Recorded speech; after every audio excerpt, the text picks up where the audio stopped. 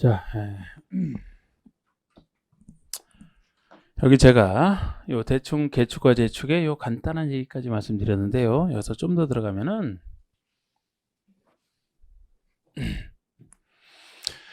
이 철거나 멸실은 원래 전부를 철거하고 전부 멸실을 얘기합니다.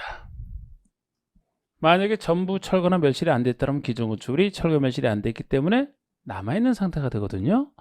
그런데 우리 철거 개념 속에는 당연히 전부 철거는 전부 철거 당연히 들어갑니다만 멸실과 달리 일부 철거도 있어요. 전부를 철거하지 않았다 하더라도 사실상 전부 철거나 다름없을 정도의 엄청난 철거에 대해서만 철거로 봅니다. 그래서 일부 철거가 되려면 어느 정도를 철거로 보느냐. 아까 배웠던 주요 구조부 6가지 중에서 더욱 중요한 건 4가지를 꼽고 그 4가지 중에서 한꺼번에 3곳 이상이 철거될 정도입니다. 그래서 주요 구조 6가지 중에서 4가지를 꼽는다는 건축에 3요소랑 관련된 건 당연히 들어가야 되겠죠. 지붕, 틀, 기둥, 내력벽, 건축의 3요소에다가 하나만 더 꼽으면 되는데 나머지 요소는 보가 중요하다고 보는 거야. 보가 만약에 무너지게 되면 보가 받치고 있는 바닥이 무너질 것이고 바닥이 무너지면 거기에 걸쳐있는 축의단도 다 같이 무너질 것이다. 그래서 건축의 3요소에다가 보, 요 4가지 중에 적어도 3곳 이상이 철거가 됐을 때만 요거를 철거로 봅니다. 이 정도가 안 되면 철거가 아니기 때문에 기존술이 남아있는 상태가 돼요. 좀 세밀하게도 보셔야 됩니다. 그러니까 여러분들 건축물이 있을 때 여러분들 건축물을 철거하는 걸 상상을 해보시면 이 중에서 한번 4가지면 3곳만 철거한다고 생각을 해봐요. 사실상 전부 철거나 다름없거든 그 정도만. 그래서 3가지가 아니고 2가지 또는 1가지만 철거되는 걸로 끝난다면 철거가 아니에요. 그때는 철거가 아니기 때문에 기존 줄 있는 상태가 되고 혹시 여기서 뭐가 늘어났다면 증식될 수 있는 겁니다. 그리고 재축에서는 전부 멸실을 얘기하지만 모든 것이 종조몸이 내에 있으면 당연히 재축에 들어갑니다만 나중에 개정돼서 약간 일부분은 하나 정도는 기존을 초과하는 부분이 있을지라도 재축까지 되는 게 있어요.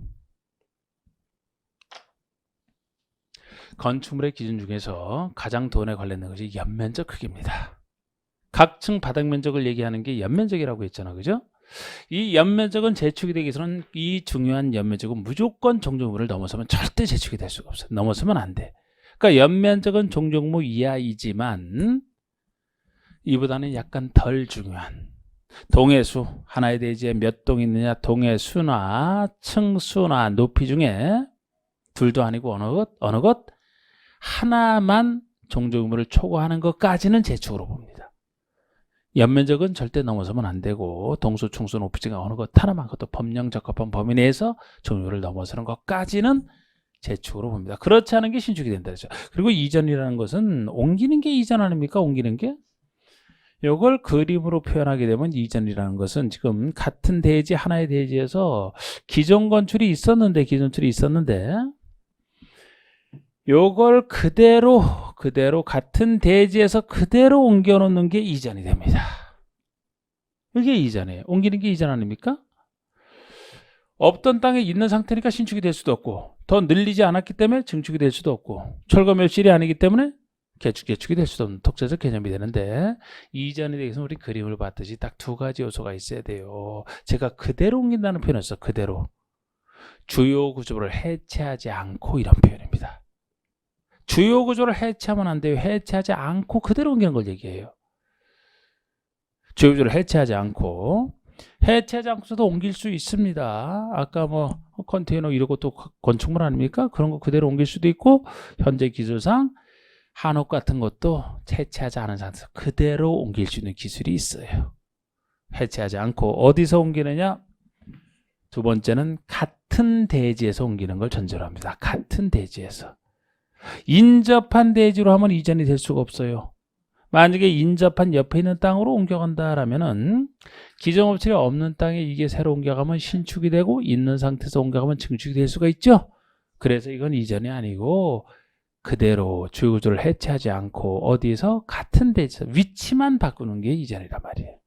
2가지를 정확히 보셔야 됩니다. 이게 지금 다 말씀드린 거예요. 자, 중요한 거 다 말씀드렸어요. 기본이지만 세밀하게. 자, 그래서 건축에서 신축을 보시면 뭐를 건축이 없는 땅을 전제로 하는데 이 없는 땅 속에는 괄호 속에 기존 건축이 철거되거나 멸실된 죄를 포함하죠. 그리고 여기다 새로운 건축을 축조하는 것을 말하는데 괄호 속에 부속 건축을만 있는 대지, 즉 주된 건축이 없는 땅이죠. 여기에 새로 주된 건축을 짓는 것 포함이죠. 신축이잖아. 그리고 개축, 재축에 해당하는 것은 제외. 개축, 재축이 아닌 걸 전제로 해서 신축이 되니까요. 이번에 증축이라면 기존 건축이 있는 대지에서 건축면적, 연면적, 층수 또는 높이, 건축면적, 연면적이든 층수도 또는 높이든 아무거나 늘어나면 증축이 되는 겁니다. 있는 상태에서 넘겨보세요. 개축은 기존 건축의 전부 내부를 철거하고인데 전부 철거 외에 일부 철거도 있잖아요. 그 일부 철거의 일부라는 개념이 괄호 속에 내력벽, 기둥보, 지붕틀, 즉 건축의 3요소인 내력벽, 지붕틀, 기둥에다가 보까지 합친 이 4가 중에 3곳 이상이에요. 이 4가 중에도 지붕틀 속에서는 원래 지붕틀이 다 들어갑니다만 한옥 같은 경우는 한옥에서 석가래는 또 빼주는, 그러니까 한옥만 지붕틀 범위에서 석가래는 빠져요. 석가래 알아요? 우린 맨날 석가래를 직접 이렇게 막 아이 그림이가 참. 여러분 한옥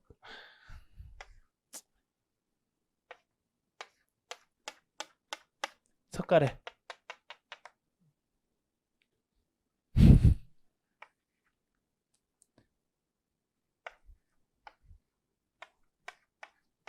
앞에서 보면 이렇게 원래는 석가래가 지붕틀에 포함되지만 한옥에서만 빼주겠다는 거예요. 한옥에서 한옥 가지는 사람이 석가래 고치는 거 여기서 빼줘야 허가 신고 없이 그냥 손볼 수 있잖아요. 이거. 그래서 석가래 빼주는 혜택을 주는 게 있어요. 그냥 요 4가 중에 3곳 이상, 3개 이상 손대는 것이 철거가 돼야 여기 들어갑니다. 그리고 이 철거하고 그 대지의 종전과 같은 규모 범위에서 이게 전제가 돼 있잖아요. 새로 짓는 거. 요게 넘어서면 신축이라는 겁니다. 재축이라는 것은 건축이 천재지변 재해나 재해로 멸실이잖아. 멸실된 경우에 그 대지의 다음 요건을 모두 갖춰 다시 짓는 거.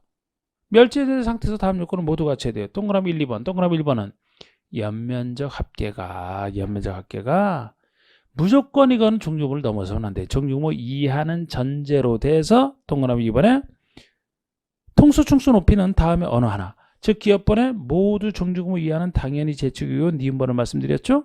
통수, 충수, 높이에 어느 것 하나만, 둘도 아니고 어느 하나만 종류모를 초과하는 경우에는 해당 통수, 충수, 높이가 이 법령 규정에 적합한 걸 전제로 해서 법령에 위반하면 당연히 못 짓는 거죠. 법령에 적합한 범위 내에서 종종 규모를 초과했더라도 여기까지는 재축으로 보겠다는 얘기고, 이전을 보시면 주요 구조를 해체하지 않고잖아. 그대로 해체하지 않고 어디에서 같은 대지 이걸 딱딱 체크를 해주세요. 이걸 바꿀 수 있잖아요. 위치만 다른 위치로 바꾸는 걸 이전이라고 합니다. 기술적으로 된다 그랬어요. 그리고 대수선을 보시면 대수선이 이제 나와 있잖아요. 이제 이것도 추가합니다. 주로 주요구조를 손대는 것으로서 다음에 어느 하나 박스에 다음에 어느 하나에 해당하는 것으로서 증축, 개축, 재축에 해당하지 않는 것을 말합니다. 그러니까 박스에 주요구조를 주로 손대는 게 대수선인데 만약에 여기 대수선에도 속하면서 아까 배웠던 건축물의 증축, 개축, 재축에도 동시에 속한다라면 그때는 증축, 개축, 재축이 우선한다는 거예요. 여기서는 증축, 개축, 재축이 아닌 것 중에서 대수선을 따지겠다는 겁니다. 그런데 여기도 딱 보면은 1번, 2번, 3번, 4번, 1, 2, 3, 4 그리고 8번 1, 2, 3, 4, 8번 요거는 수선 변경 앞에 3개 30, 3개 33이라는 숫자랑 관련되어 있는 게 있는데 나머지는 그런 얘기도 없거든요. 그래서 이것도 구별하셔야 되는데, 자 여기 보세요. 지금 대수선이면은 정의 중에서 대수선이면 굳이 저기다 말고 대수선이면 크게 고치는 것이라 주로 주요구조부선 되는 건데 이 주요 구조부를 네 가지 개념 중에 하나라고 하고 있어요. 증설하거나 주요 구조를 증설하거나 아예 반대로 해체하거나 있는 상태에서 수선하는 것도 아니고 다른 것으로 교체하는 변경하는 거. 이 네 가지 개념 중에 하나 갖고 대수선의 개념을 구성하거든요. 아까 주요 구조부 같은 것을 증설하거나 해체하거나 수선하거나 변경하는 이 네 가지 개념 중에 하나에 해당되면 대수선이라고 보는 건데 이 중에서도 일부는 이 수선 변경 앞에 증설 해체 앞에 붙는 게 아니고 수선 변경 앞에 3개 이상은 되어야 아니면 면적으로 30제곱미터 이상의 되어야 요렇게 얘기하는 것이 있고 없는 것이 있단 말이에요. 이렇게 얘기할 때는 적어도 3개 이상 30 이상은 되는 수선 변경이라야 대수선에 속하고 이 정도가 대수선이 아닌데 이 얘기가 없다 그러면 모든 수선 변경이 다 대수선이 된다는 얘기죠. 요거부터 구별해야 되는데 어쩔 수가 없습니다. 요거는 입법 정책의 문제를 역시 어쩔 수 없이 여기에 속하는 것이 뭐를 얘기하느냐 외울 수밖에 없어요. 외우는 건 제가 잘 따드려요. 그래도 영혼 있는 도움자를 항상 추구하잖아요. 저는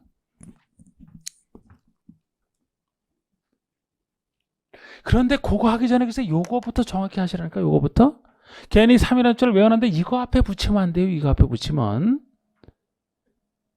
그거 외워놓고 나서 못 쓰는 경우에요. 그거는 왜 이러냐면 여러분 똑같은 증설해체 수선 변경 중에서도 그거 여기 따지는 것은 증설 해체에 비해서 수선 변경이 자체적으로 약하기 때문에 이거는 이 정도는 돼야 된다는 거. 아니 없던 거 새로 만드는 게 증설입니다. 있던 거 없애는 게 해체예요. 그러면 이거는 수선 변경은 증설 해체되는 게 아니고 기존에 있는 상태에서 수선화가 변경될 뿐이니까 변화의 폭이 이것 자체가 훨씬 큰 거죠. 그래서 여기는 면적 숫자에 상관없이 이것 자체가 대수선이고 요거는 요거보다 약하기 때문에 요 정도가 되는 것이 있고 안 되는 것이 있다는 거. 되는 것이 바로 여기다 체크하세요. 여기다 바로 책에다 체크하세요. 그냥 아까 1, 2, 3, 4 8번이에요. 1번이 내립벽의 내, 2번에 기둥의 기, 3번에 포, 지붕틀의 지 그리고 8번에 외벽에 사용되는 마감 재료거든요. 이게 외벽에 마감 재료 손대는 거예요. 마감 재료. 이 마감 재료에 마해서 마를 체크하시라고. 그러면은 내기 보지 마 이렇게 되죠? 점자를 따면 여기다가 이게 뭐랑 관련돼 있는 거예요? 내기 보지 마가 뭐랑 관련돼 있는 거예요? 3이랑 관련돼 있는 거죠? 다른 건 이거 아닌 것은 3이랑 관련이 없고 이거를 이렇게 써볼까요? 3 요새는 잘 안 쓰지만 옛날에 그 젊은 사람들이 많이 썼던 말체죠? 뭐뭐 하삼 이렇게 할 때 이 3이랑 저랑 관련된 건 이거만이니까 남이 내기하는 거 보지 말라고 얘기해 주는 거잖아요. 공부나 해야지 무슨 남이 내기하는 거 호기심 갖고 쳐다봅니까? 내기 보지 마삼 하고 얘기하잖아. 내기 보지 마삼. 내기 보지 마삼. 그거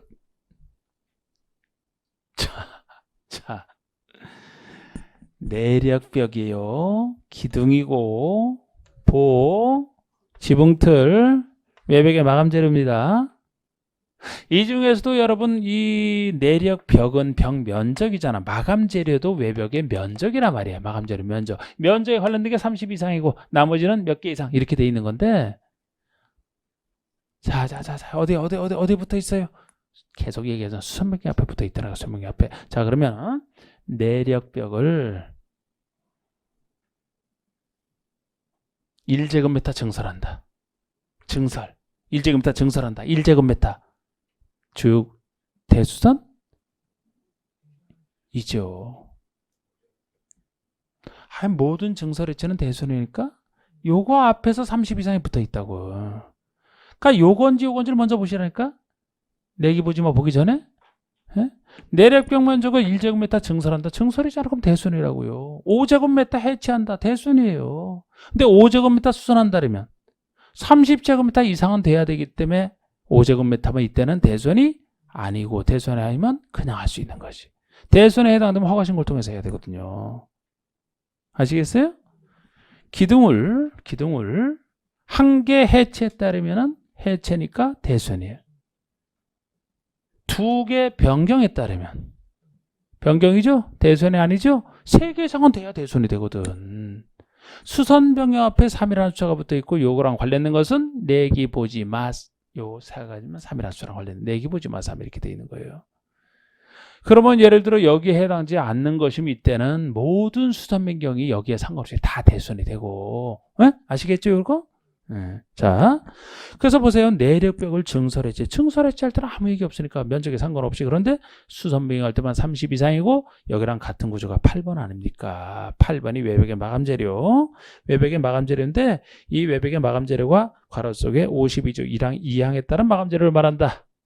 52조 2항을 설명을 해야지 이게 무슨 마감 재료인지. 이게 불연 재료 등으로 만들어진 걸 얘기해요. 불연 재료, 불에 안 타는 재료 이런 거 있죠? 준불연 재료, 불연 재료로 만들어진 걸 얘기한단 말이에요. 이게 원래 외벽, 여러분, 이 외벽 자체가 아니고 외벽의 마감 재료, 발라놓은 마감 재료를 얘기한다니까? 이건 옛날에 없다가 나중에 대손에 들어온 게, 옛날에 이런 거 대손 아니면 그냥 할 수 있다니까요. 그럼 옛날에 불연 재료 등을 써서 마감 재료를 불에 견딜 수 있게 불에 옮겨붙지 않도록 요거를 설치를 해놨는데 요거를 건물을 지어서 이제 쓰는 사람이 겨울에 막 춥고 하니까 거기다 막 스티로폴 이렇게 대면은 보온성이 뛰어나니까 그죠? 그런 걸 없애버리고 막 스티로폴을 대고 막 이렇게 했거든. 그러니까 옆에서 불나니까 그대로 옮겨붙었고 대형 화재로 번졌던 사건 이후에 요것이 주요 구조가 아니지만 외벽의 마감 재료 불연 재료로 만들어진 외벽의 마감 재료를 한 배로 손대는 것을 통제해야 되겠다. 그래서 나중에 나온 거예요, 이게. 근데 외벽의 마감 재료니까 면적 따지는 거 아닙니까? 그래서 아까 내력벽과 같은 구조로 똑같이 돼 있는 거예요. 수선 변경할 때만 30 이상. 그 다음에 2, 3, 4 기둥, 보, 지붕 틀은 역시 증설 해체할 때는 한 개만 돼도 대손인데 수선 변경할 때가 3개 이상 돼 있지 않습니까? 같은 구조. 왜 나머지는 없어요? 나머지는 없다는 게 예를 들어 5번에 방화벽이나 화재를 막는 방화벽이나 방화 구역을 위한 바닥벽이 있어요. 화재를 막기 위해서. 이것을 증설해체나 수선 변경도 다 들어가지 않습니까? 6번에 주계단, 피난계단, 특별 피난계단이요. 아니면 다가구 주택의 가구 간 경계벽 또는 다세대의 경계벽. 요 5, 6, 7 요 세 가지는 모든 수선 변경까지 다 들어가 있죠.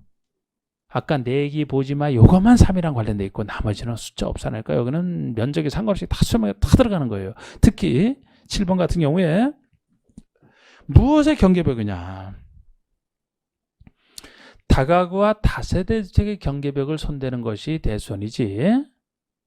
다가구나 다세대 좀 이따 배우는데 요거보다 더 큰 주택이 아파트나 연립이에요. 아파트나 연립주택의 세대 간의 경계가 되는 경계벽은 상대적으로 큰 공동주택이라 아파트 연립은 여기 해당되지 않습니다. 요거는 아예 여기 해당되면 대손을 통해서 허가신고를 통해서 할 수 있다는 얘기인데 아파트나 연립은 위험해서 경계벽을 함부로 막 해체하고 이랬다가 위험해서 큰일 날 수 있다. 그래서 아파트 연립은 아예 경계벽 손대는 건 못한다. 이렇게 생각을 해서 보세요. 요거는 아파트 연립이 아니고 다가구 다세대 경계벽을 얘기하는 겁니다. 네. 그래서 이게 대손을 이 정도로 조금 오늘 뭐 하는 내용이 기본이지만 좀 숫자도 많이 나고 좀 그렇죠. 근데 제가 요것도 조금 요거를 좀 다룰까 말까 좀 나중에 할까 그러다가 어차피 지금 해놓으면 3, 4를 또 반복되면 더 좋잖아. 그죠? 좀 어려워요? 아니에요? 재밌어요?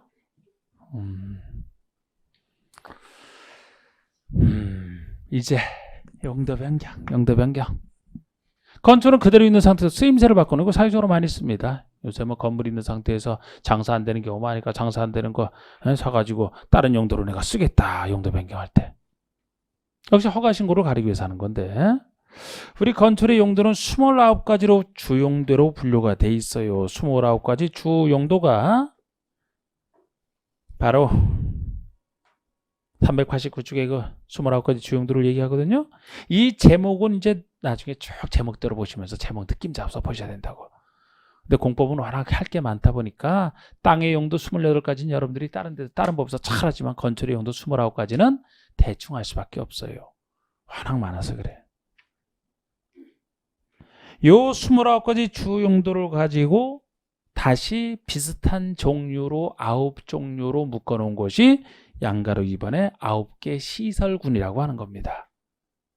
이 9개 시설군의 이름을 알고 순서를 알고 이 9개 시설군에 들어가는 주 용도가 무엇이 속하는지를 알아서 해놓은 상태에서 이걸 가지고 이제 시설군에 속하는 거 가지고 용도 명할 때 허가를 통해 하느냐 신고를 통해서 하느냐 그냥 하느냐 요걸 구별하셔야 돼요. 그래서 29가지 그런데 이제 이번에 시설군을 하려면 거기에 속하는 29가지를 알아야 되고 여기에 속하는 소용도까지 알아야 되기 때문에 내용이 엄청 많아지는 거지 이게. 그래서 일단은 지금 여기서도 이제 용도 분류를 1번에서 하고 있고 양가로 2번 그리고 양가로 3, 4 양가로 3, 4번까지 해서 용도명의 절차를 미리 해놨습니다만 무엇부터 해야 돼요? 양가로 1번부터 먼저 하고 나서 양가로 2번과 3번, 4번을 하는 겁니다. 그 양가로 1번의 29가지 용도가 391쪽부터 나오는 거예요. 그래서 391쪽부터 나오는 29가지 용도가 소개되어 있고 거기에 따른 소용도가 쭉 돼 있죠. 깨알 같은 글씨로 그걸 먼저 한 다음에 양가로 2번을 할 겁니다. 원래 이게 순서가 맞아요. 398페이지까지 나와 있는 거. 아까 우리 재밌다고 하시는 훌륭한 분 어떻게 재밌을 것 같아요? 역시 재밌을 것 같죠? 재밌을 것 같아요. 재밌어요. 뭐 잘 진짜로. 자, 여기를 보세요. 29가지 주용도 중에서 오늘은 한 2가지 정도만 할게요. 2가지 정도만. 물론 틀 잡고 2가지 정도만 할 거예요. 자, 29가지 주용도를 분류를 하게 되면 크게 주택 아닌 시설로 나눌 수 있어요. 건물 중에서 주택이냐 주택 아닌 시설이냐. 주택을 둘로 나누는 겁니다. 주택을 단독주택과 공동주택으로 나눠요. 단독과 공동으로 나눕니다. 요게 29가지 중에 첫 번째, 두 번째 순서가 이렇게 돼요. 그리고 나머지 주택 아닌 시설이 쭉 27가지나 있는데 요것도 나눠보면은 주택이 아닌 시설 중에서 가볍게 근린 옆에 이웃하고는 생활에 필요한 시설, 우리 이웃에서 쉽게 볼 수 있는 생활에 필요한 시설을 근린 생활시설이라고 얘기를 합니다. 말 그대로 가까이 이웃하는 생활에 필요한 시설이다.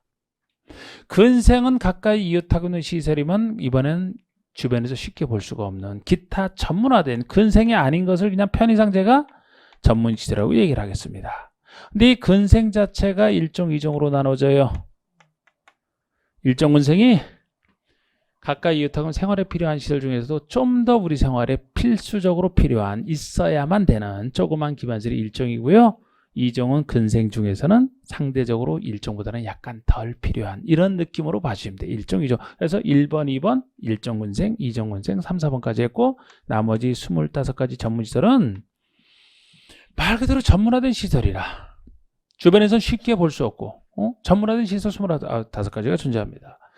나중에는 제가 나중에 최종 완성문 할 때는 오늘 제가 요거를 주로 말씀드려요. 단독과 공동의 뜻까지 말씀드릴 겁니다. 여기 나오는 숫자까지 여기 4가지인데 숫자까지 오늘은 해드려요. 저번에 숫자도 안 해드리고 종류만 해드렸잖아. 그런데 나머지 27가지는 숫자도 나오지만 거의 안 나와 시험에서는. 여기 주택에서 관련된 숫자 정도까지는 해야 될 필요가 있고 오늘 요거를 해드리고 요거는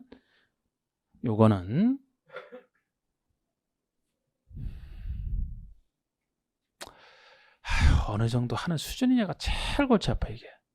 나중에 완성할 때도 전문시설은 제가 20가지 이름 나오면 이름 보고서 해석을 할 거예요. 그래갖고 느낌만 잡으면 되고 그 수많은 것 중에서 혼동하기 쉬운 건 몇 가지만 정리한 쪽으로 갈 겁니다. 나중에도. 근데 지금은 이건 안 하고 그죠? 이름만 살짝 보고 이름을 알아야 9개 시설을 할 수 있기 때문에 주로 요거 위주로 말씀드릴 거예요. 자, 그럼 단독주택에는 종류가 4가지가 존재합니다. 공동에도 4가지가 존재해요. 요 종류까지는 제가 기초할 때도 해드렸다고. 자, 우리 단독주택이라면은 그냥 좁은 의미의 단독주택, 주택이라는 말을 생략하기 때문에 이제 좁은 의미의 이 중에서 좁은 의미의 여러분들이 생각하는 단독주택이 있고 하수집 같은 다중이 쓰는 다중주택이 있고 다가구주택이 있고 공간까지, 공적에 와서 공간까지를 단독주택으로 봅니다. 공동주택이라면 아파트, 연립, 다세대, 기숙사까지를 공동으로 봅니다. 이건 구조가 다른 거예요. 단독과 공동이라는 것은.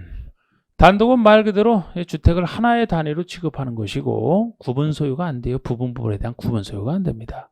근데 공동이라면 보통 아시듯이 구분 소유가 되지 않습니까? 구분 소유가 일부분을 독자적으로 구분 소유가 되는 구조입니다. 그래서 보통 아파트 연립 다세대가 공동이 된다는 것은 누구나 다 알 수 있고 여기는 기술까지 들어가 있지만 특히 여기서 헷갈리기 쉬운 것은 제목에서 요거부터 헷갈리기 쉬워요. 요거 다른 건 몰라도 다세대랑 다가구가 헷갈리기 쉽잖아요. 여러 가구가 모여 산다 다가구, 여러 세대가 모여 산다 다세대. 여기서 이름을 다가구라고 하지만 여기 사는 사람들도 그냥 세대 이렇게 얘기를 하거든요. 그런데 요거 헷갈리기 쉬운데 확실히 이건 차이가 나는 건 단독이란 말이에요. 그러면 이 다가구에 사는 사람들이 그 자기가 사는 그 부분을 구분 소유할 수 없는 구조예요. 단독이라. 이거는 각각이 구분 소유가 된다니까요. 이런 큰 차이가 존재합니다. 그래서 요게 헷갈리시니까 일단 요거 해야 되는데 제가 요거 할 때 조금 민망스럽지만 여러 가구가 모여 사지만 이 가구를 그 가구가 아닌 헷갈리는 걸 방지하기 위해서 집에서 쓰는 장롱과 서랍, 책상 같은 그런 가구 아니지만 그 가구로 생각하시면 아무리 단독주택에도 가구는 여러 가구를 쓰더라. 가구 하나만큼 쓰는 집이 어디 있느냐?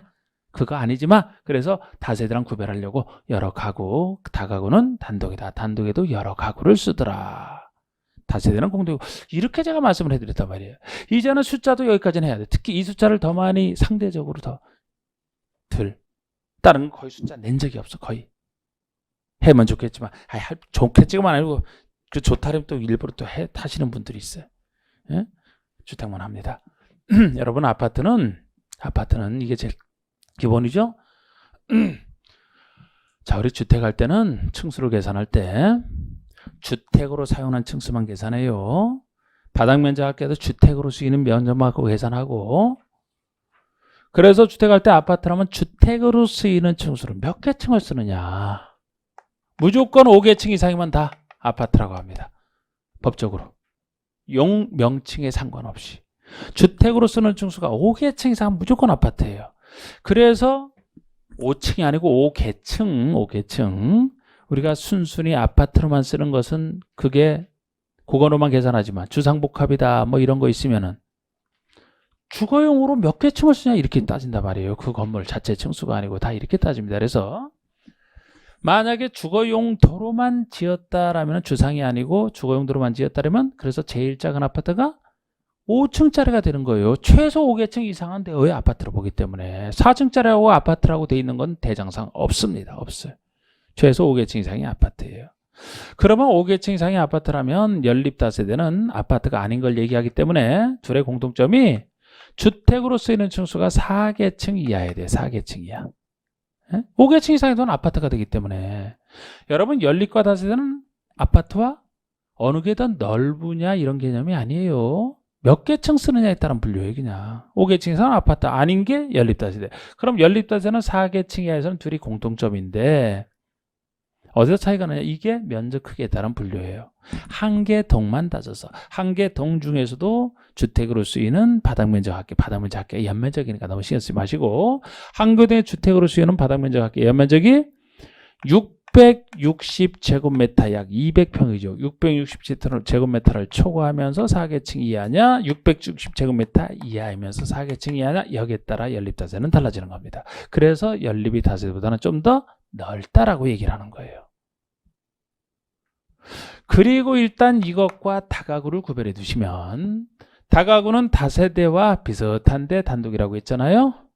한 개 동의 면적이 660 이하라는 것은 다세대랑 똑같습니다. 그런데 주택으로 쓰는 층수가 3개층이어야 돼. 3개층 이하. 3개층 이하. 그리고 19세대 이하가 거주하는 이 요건을 다 갖춰야지 다가구라고 합니다. 19세대라고 여기서도 얘기를 하잖아. 다가구인데. 예? 그러니까 여기는 3계층이하고 여기는 4계층이 하니까 3계층, 1계층, 2계, 3계층 쓴다 그러면 양쪽에 중첩되는 거예요. 이것도 중첩될 수가 있고 이것도 중첩될 수는 있어요. 그런데 이거는 단독이라는 점에서 확 차이가 나잖아요. 확 차이가 나잖아요. 예? 구분 소유가 안 되죠. 이거는. 이렇게 차이점. 그리고 이게 하수직 같은 다중 요것만 332하고 332하고 3계층 이하를 얘기합니다. 다중이 여러 사람이 사는 다중주택이다 그러면 다른 거 다 620 이하 초과하는데 요것만 330이 하네? 그리고 3계층이 하니까 아이고, 다중주택만 다 3이라는 숫자로만 관련돼 있네? 333계층? 이 정도 숫자만. 그리고 이제 기숙사 같은 것은 여기서 추가할 때 이제 살짝 보시고 제가 일단 숫자 보세요. 자, 391쪽의 단독주택. 자, 단독에는 네 가지가 있습니다. 가나다라, 가번이 좁은 의미의 단독이고요. 나번의 다중이 다음 요건은 모두 갖춘 주택을 말한다. 다음 요건은 모두 갖춰야 된다 해놓고 모두 갖춰야 돼. 학생이나 직장인 등 여러 사람이 장기간 거주할 수 있는 하숙집 생각하시라고 했잖아. 이런 구조로 되어 있으면서 독립된 주거 형태가 아니어야 됩니다. 여러분 그러니까 이거는 다중주택에서 거기 살고 있는 각 방이 독립된 주거 형태는 아닌 것을 전제로 해요. 그런데 우리 주택에서 독립된 주거 형태가 되려면 두 가지 요소가 필수적으로 갖춰져야지 독립된 주거 형태라고 얘기를 합니다. 독립적으로 주거생활을 할 수 있어야 된다는 얘기이기 때문에 사람이 그곳에 살면서 굶어 죽으면 안 되죠. 그죠? 그러니까 독립적으로 살려면 외부에 의존하지 않고 독립적으로 살려면 밥을 해먹을 수 있는 장치가 있어야 돼요. 음식을 해먹을 수 있는 주방 필수입니다. 주방이라고 얘기하든 부엌이라든 상관없어요.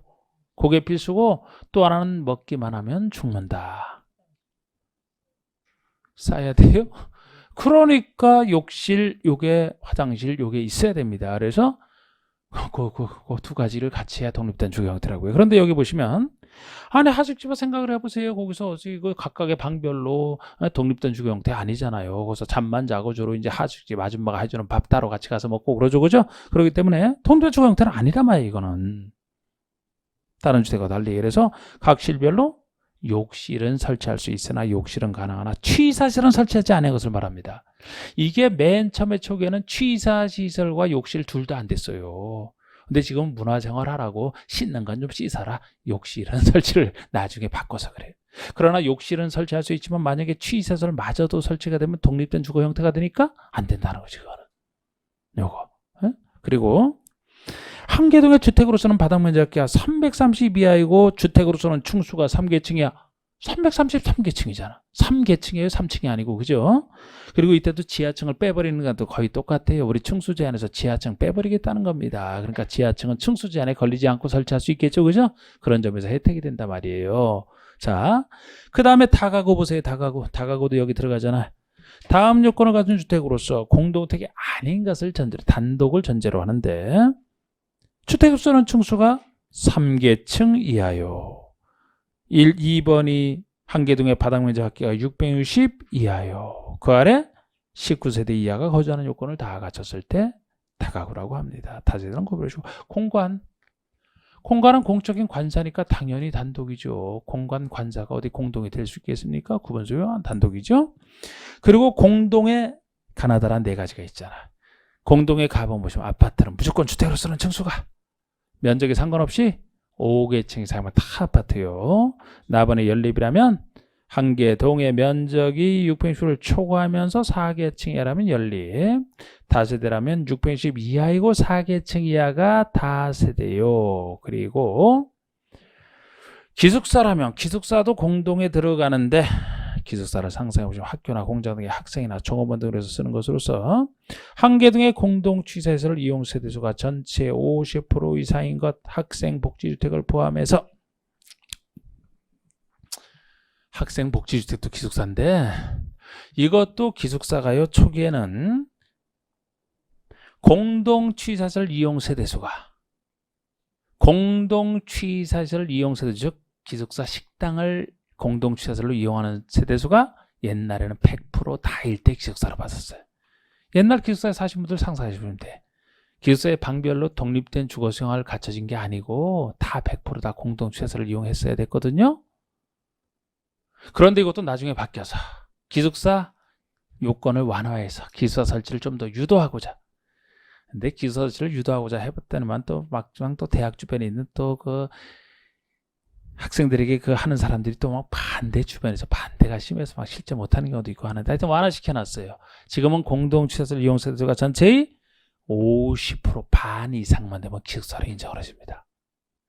그러면 반대로 만약에 최소 공동시설 이용세가 50%딱 된다는 얘기는 그럼 나머지 50%는 공동취사를 이용 안 해도 되니까 독립된 주거 형태로 만들 수가 있죠. 나머지 방을 50%를.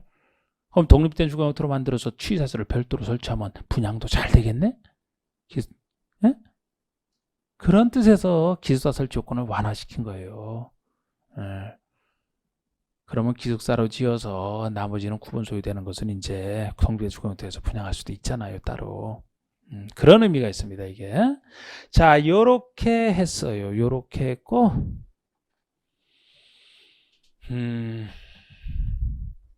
나머지 여기서는 그냥 1, 2중 살짝 느낌만 잡아보고 그냥 이름 알고 나중에 헷갈리신 거 정리해 드리겠습니다. 재밌어요. 나중에 한번 뭐 내가 이거 이렇게 저를 못 믿나 그렇게. 아이, 참 하나보다 없어요. 숫자는 이걸로 끝입니다.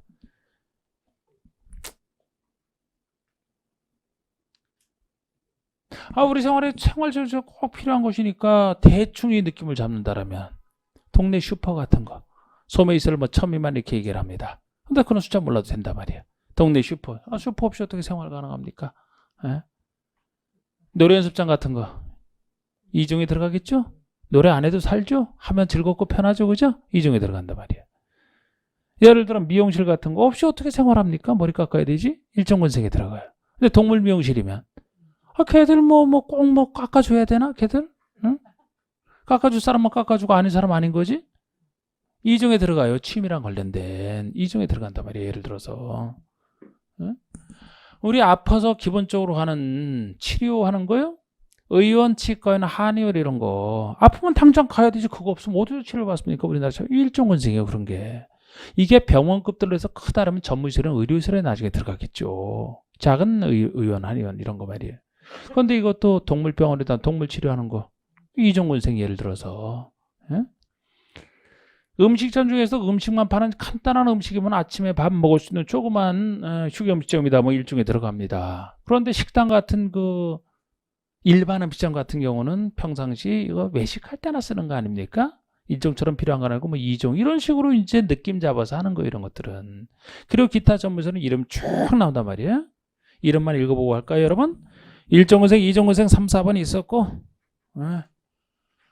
넘겨보세요. 5번부터가 전문시설인데 문화 및 집회시설, 각종 문화와 집회 많은 사람 모이는 집회시설 모아놓은 겁니다. 큰 교회 같은 종교시설, 백화점 같은 판매시설, 판매 전문시설이죠. 동네에서 쉽게 볼 수 있는 것들이 아니잖아. 각종 터미널, 운수시설을 얘기합니다. 의료시설이 의료 전문시설, 병원 같은 거 큰 걸 얘기해요. 교육연구실이 교육연구에 관련된 전문시설만 모아놓은 겁니다. 노유자시설이면 노자와 유자를 위한 시설이에요. 노유자. 수련시설이 청소년 수련하는 시설들을 모아놨습니다. 그런 느낌으로. 운동시설, 운동만 전문적으로 하는 운동시설. 업무만 보는 업무시설, 업무시설. 숙박시설, 숙박시설. 위락이 즐거움을 주는 위락시설. 이 숙박시설과 위락시설은 이제 통제를 많이 받는 시설에 속해요. 그래서 위락시설 같은 경우가 즐거움을 주는 건데 통제를 왜 많이 받느냐? 뭐 고급 술집, 춤추는 거, 도박 뭐 이런 게 관련돼 있어서 그렇게 이제 그런 느낌으로 보시면 돼요. 물건을 제조하는 공장. 창고업을 주로 하는 큰 창고 모여있는 창고시설. 위험한 것들 모여있는 위험물 저장 및 처리 시설이 있고요. 자동차에 관련해서 다 모아놓은 자동차 관련 시설, 동식물 관련 시설에서 동물 식물 직접 기르고 재배하는 동식물 관련 시설이 있고요. 자원 재활용과 관련돼 있는 자원순환 관련 시설이 있고, 교정 및 군사이라면 교정과 군사 합쳐놓은 거예요. 교도소와 군사시설 합쳐놓은 거. 방송통신에 관련된 방송통신시설, 전기 일으키는 발전시설, 묘지에 관련된 거 쭉 모아놓은 묘지 관련 시설, 관광 휴게용 시설인 관광 휴게 시설 넘겨보세요. 장례식장 같은 장례 시설이 있고 따로 야영장 시설 이런 것이 있어요. 아니 뭐 얘기하는 거 보니까 그 얘기 그대로 하면서 뭐 말만 그대로 얘기하시는 건 뭐 그게 뭡니까? 그렇게 해석하는 거예요. 그렇게 이름 그대로 분석하는 겁니다. 그대로 이름 분석해서 느낌 잡으시되 나중에 완성할 때 어디 가 있을 것 같은데 그게 아니고 다른 데 가 있는 특수한 거. 이런 것들 몇 가지 되지도 않아요. 손으로 꼽아봤자. 그런 것들 정리하시면 돼요. 그런 식으로 공부하는 요령입니다. 이름 느낌 잡대. 그러니까 별로 어려운 것이 아니다라고 제가 얘기를 한 거예요. 다시 앞으로 오세요. 이제 이렇게 해서 이런 정도 느낌 잡아서 앞으로 오셔가지고 다시 389쪽에 시설군이 나옵니다. 389쪽에 양가리번 시설군. 제가 요거는 사회적으로 위험성이 높은 거에서부터 위험성이 낮은 순서로 되어 있기 때문에 순서까지 기억해야 되기 때문에 요거 두음자로 따드린 것이고 그 전에 요거 했었죠? 11월 달에 살짝? 이름만? 안 했었나 이거? 이름? 기억나세요? 어떻게 했던 거?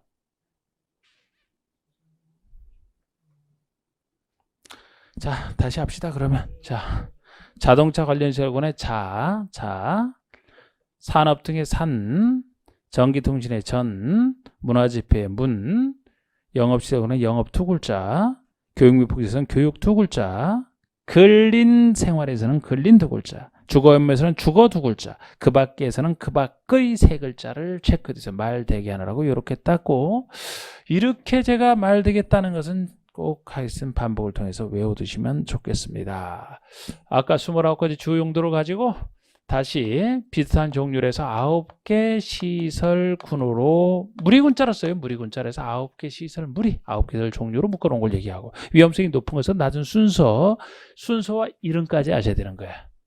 지금 체크했던 것이 자, 산, 전, 문, 영업, 교육, 근린, 주거, 그 밖의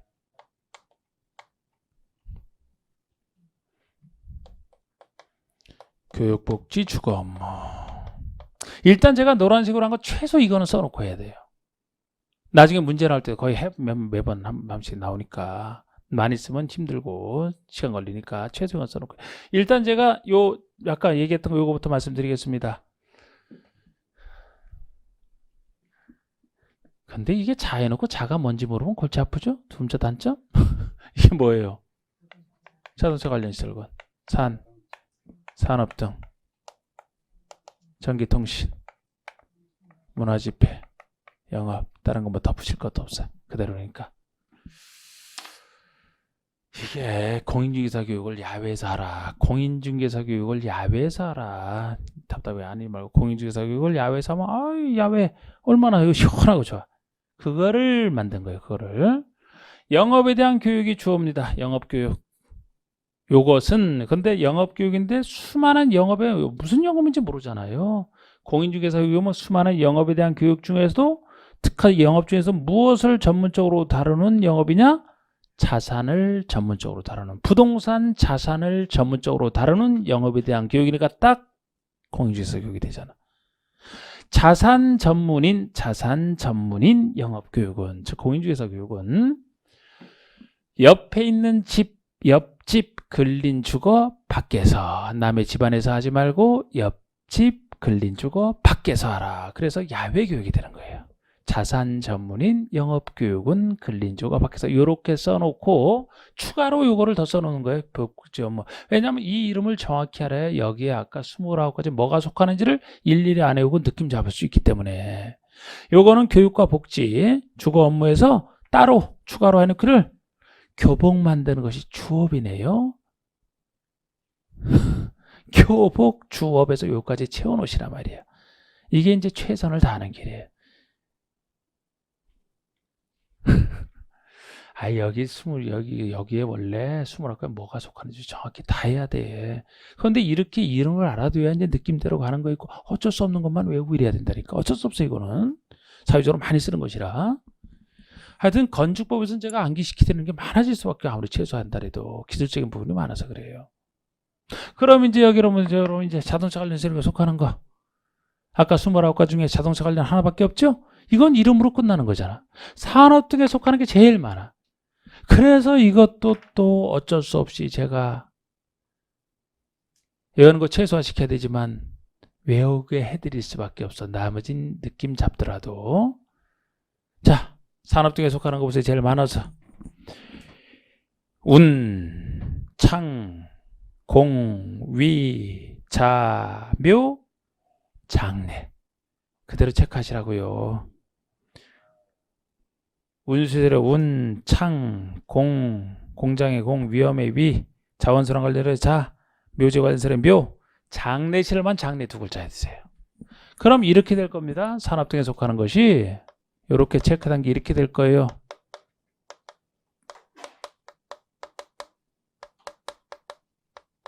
이것만 너무 많아서 그냥 외워두는 거예요. 나머지 느낌 잡아서 그냥 파악하시고.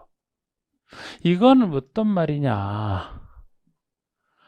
자묘의 장례 지낸다. 묘의 장례를 묘의 장례 지낸다. 자묘인데. 이게 자당의 묘, 뭐 남의 자당 어머님, 친구, 어머님 높여 부를 때 자당이라 하잖아요. 친구한테 충고하는 거예요. 친구 어머님 돌아가실 때 어느 자묘에 장례하느냐. 이거 땅에 묻지 말고 화장을 해서 그것도 수목장 하지 말고 하늘에 뿌려라. 하늘에 뿌려라. 이렇게. 에? 자묘가 어디 위에 있는 자묘냐? 창공 푸른 하늘 위에 있는 자묘에. 그것도 푸른 하늘인데 어떤 푸른 하늘? 구름. 구름이 흘러가는 푸른 하늘 위에 자묘에 장례 지내라. 하늘장하라. 하늘에다 뿌려라. 이런 식으로 생각하시면 돼. 글쎄 참 내가 잘 질문도 안 하겠다는 게 왜 그런 줄 알아요? 여러분 이런 말을 해도 반응이 전혀 없어서 그래. 내가 그래서 물어보면 스트레스 받아서 그래. 이렇게 창조적으로 훌륭한 말을 제가 이거 할 때 내가 한 진짜 며칠 동안 고민해서 이거 다른 수 누가 이렇게 합니까? 쟤는 다 독창적이야. 글쎄 그건 조용히 하시고 반응이 있어야지 호텔에 반응이 없는지 몰라. 아주 독창적인 거잖아. 이거 여기서부터 다 그죠? 이건 시야. 시. 이거는 시.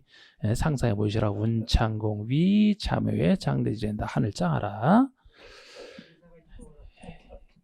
그런 뭐래요. 반응이 없는데. 자, 전기통신 보세요. 전기통신. 그럼 이름이 전기통신이면 그대로 이건 이름대로 분석하면 돼. 전기니까 발전 들어가고 통신이니까 방송통신 들어갈 수밖에 없잖아. 이름대로 해석하시면 되고. 문화집회가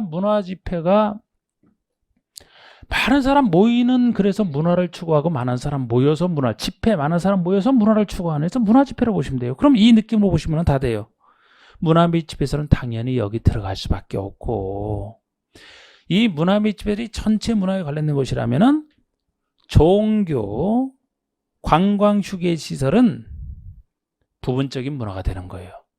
여러분 종교들도 생각해 보세요. 종교시설 큰 교회 성당에 많은 사람들이 종교들이 집회를 통해서 나름대로의 종교 문화를 추구하죠. 그러니까 여기 들어가서 비슷한 거 모아놨다니까요. 관광 휴게라면은 관광지에 많은 관광객들이 모이는 걸 전제로 해서 독특한 관광 문화가 다 지역마다 다르지 않습니까? 전체 문화와 종교 문화, 관광 문화 이런 식으로 생각하시면 되는데 특히 주의하실 게 위락시설이에요. 여러분 여기서도 많이 묻는 것 중에 하나가 문화집회 중에 위락이 들어가는 것 다른 건 생각하시고 특히 영업에 숙박 들어가는 거 다른 것도 있지만 이게 위락시설 숙박시설이 원래 옛날에 6개 시설군이었을 때는 맨 위에 존재했었어. 맨 위에 제일 위험성이 높은 것에 그러다 9개로 바뀌면서 이렇게 나눠졌기 때문에 이걸 뒤에도 많이 물었던 거죠. 이게 제일 통제를 많이 받는 시설이 옛날엔 위에 있었다고. 근데 지금 이렇게 나눠졌기 때문에 이건 이렇게 해서 아까 문화는 제가 문화로 느낌 잡으시라고 했는데 우리나라는 노는 문화 굉장히 발달돼 있죠? 위락 문화 역시 노는 문화로 생각하셔. 위락 문화 그리고 숙박은 영업한다. 뭐 호텔 뭐 이런 숙박 모텔 이런 거에서 영업용이다. 위락 문화, 노는 문화 그리고 숙박은 영업한다. 이 둘은 따로 좀 이렇게 해서 신경 쓰시고 나머지 느낌으로 그러면은 이제 영업시설군도 보시면은 판매 영업의 대표적이고 운동시설 헬스장 큰 거 영업용입니다. 운동 영업. 숙박은 제가 따로 기억하시라 그랬고 이종근생 중에 다중생활시설. 원래 근생은 근린생활시설에 들어가요. 그런데 이종근생에 속하는 유일하게 다중생활시설만, 이 다중생활이 옛 고시원이거든요. 옛 고시원을 지금 부르는데 요게 크면은 숙박에 들어가요. 작으면 이종이지만 아무리 작아도 요것만큼은 근생이 아니고 여기 들어가는 특이한 게 고시원에 문제가 엄청 생기면서 이 고시원에 대한 통제가 강화되면서 아무리 작은 고시원은 이중에 속해도 그 아래 근생보다는 몇 단계 위인 여기 영업시설군에 분류가 된 겁니다. 위험성을 더 높여버린 거예요. 요거 특이하죠. 그전에는 안 그랬는데. 그 다음에 교육과 복지, 교복이라고 했잖아. 그러면 교육에 관련된 거 복지라는 다 모아놨다 보시면 돼요. 예를 들어 우리 교육에 관련된 것이 두 번째 나오는 교육연구시설, 또 네 번째 나오는 수련과 야영장의 교육에 관련된 시설. 여러분 수련시설이 청소년 교육과 관련되어 있는 시설이에요. 이게 수련이. 그리고 야영장도 청소들이 값싸게 이용하라. 청소년 성장기 교육 이런 쪽으로 해서 요게 청소년 교육과 관련돼 있고 복지랑 관련된 게 첫 번째, 세 번째 거란 말이에요.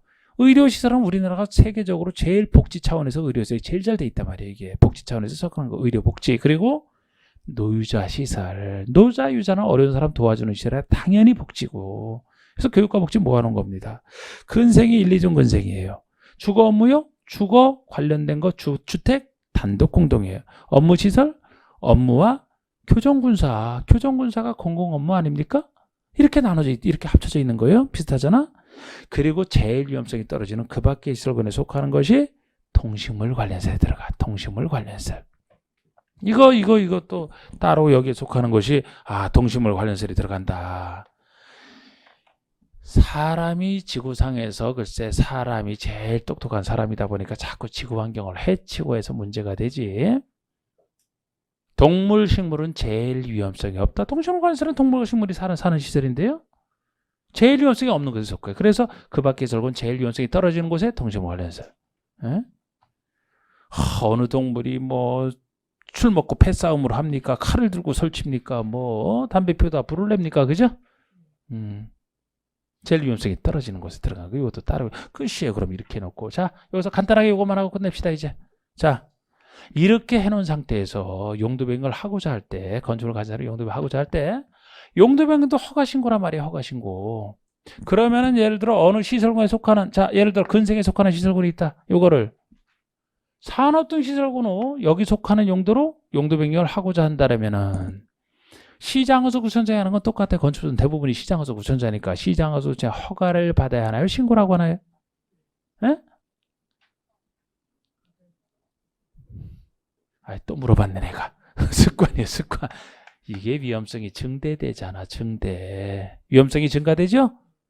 그러니까 허가를 받아야 되지. 만약에 위에서 아래로 내려온다면 위험성이 감소니까 간단한 신고예요. 항상 간단한 게 신고 아닙니까? 이렇게 구별하는 거라고 이게. 그래서 여러분들이 구체적인 용도가 있으면 그 구체적 용도가 어느 29개의 주용도에 속하는지 보시고 그 주용도가 어느 시설군에 속한지를 보시고 어느 시설군보다 그보다 한 단계도 위로 올라가면 허가, 그보다 한 단계라도 아래로 떨어지면 신고. 이 허가 신고예라고 이게.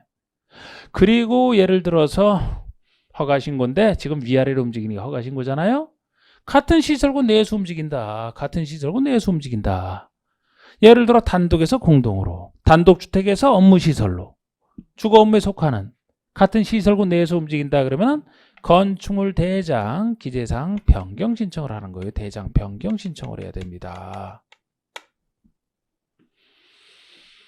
우리 건축물 대장에 건축물의 주용도가 표시가 되어 있는데 만약에 허가 신고를 통해서 하게 되면은 시장허수구청장이 이 허가 신고를 통해서 알기 때문에 본인이 대장 바꾸는 사람이잖아요. 본인이 대장을 스스로 대장의 용도를 바꿔주면 돼. 그런데 같은 시설군에서 움직인다면은 허가 신고가 아니죠, 그죠? 아니기 때문에 대장의 용도는 바꿔줘야 되는데 시장허수구청장이 알 수 있는 길이 없잖아. 허가 신고가 없다 보니까. 그래서 시장허수구청장에게 대장 바꿔달라고 알려만 주라, 신청만 하라 그거예요. 이때는 대장 변경 신청만 해주면 됩니다. 일단 이게 기본이에요. 여기다 좀 더 들어가는 것은 나중에 하고 여기 기본.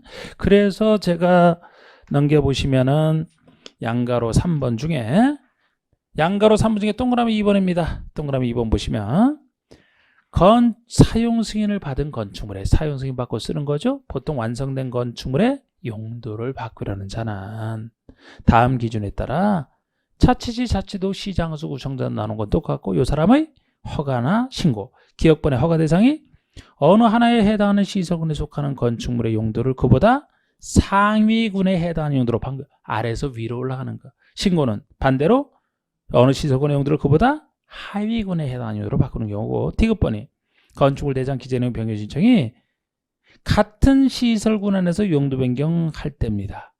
같은 시설군에서 용도 변경할 때는 대장 변경 신청을 하라. 거기에 대한 예외란 다른 양가로 3번 등의 양가로 4번 등의 예외는 나중에 할 때 추가하겠습니다. 그래서 용도 변경까지 했고 그리고 아이고 오늘 적용대상 지역까지 아마 나간 것 같은데 넘겨보세요. 여러분. 398조까지 합시다.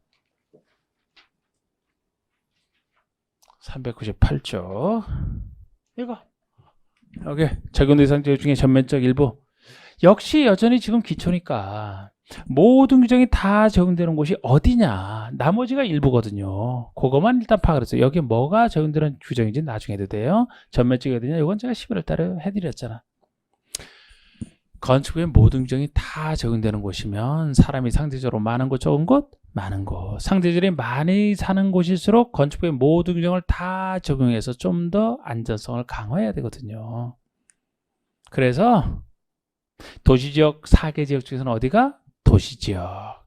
비도시는 사람적 계산하는데 비도시라 하더라도 지구단위 계획구로 지정되면 지구단위에 있어서 개발하게 되니까 사람이 많아질 곳이 되고 도시지역과 비도시의 지구단위 계획이 아니라 하더라도 행정구역상 동이나 읍이면 동이 보통 도시 내에 동의 행정구역이고 읍이라면 군에서도 인구가 어느 정도 많을 때 읍이 되기 때문에 동읍까지 들어가요.